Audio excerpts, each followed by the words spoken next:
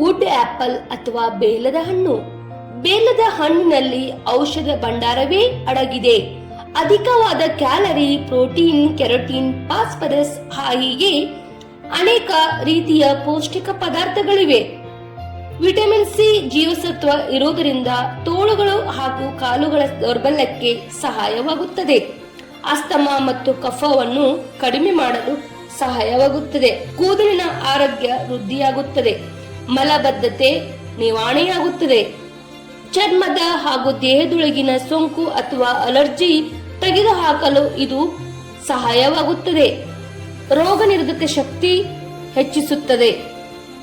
ರಕ್ತದಲ್ಲಿನ ಸಕ್ಕರೆ ಅಂಶವನ್ನು ಕಡಿಮೆ ಮಾಡಲು ಇದು ಸಹಾಯವಾಗುತ್ತದೆ. ಉಸಿರಾಟದ ಸಮಸ್ಯೆಯನ್ನು ನಿವಾರಣೆ ಮಾಡುತ್ತದೆ.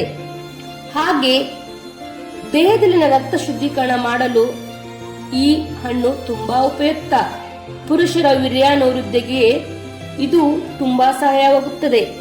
ಈ ಹಣ್ಣನ್ನು ಒಮ್ಮೆ ಬಳಸಿ ನೋಡಿ, ನಿಮ್ಮ ಆರೋಗ್ಯವನ್ನು ಸದೃಢಗೊಳಿಸಿ. ಈ ಎಲ್ಲ ಮಾಹಿತಿ ನಿಮಗೆ ಇಷ್ಟವಾಗಿದ್ದರೆ ಶೇರ್ ಮಾಡಿ ಹಾಗೂ ಫಾಲೋ ಮಾಡಿ.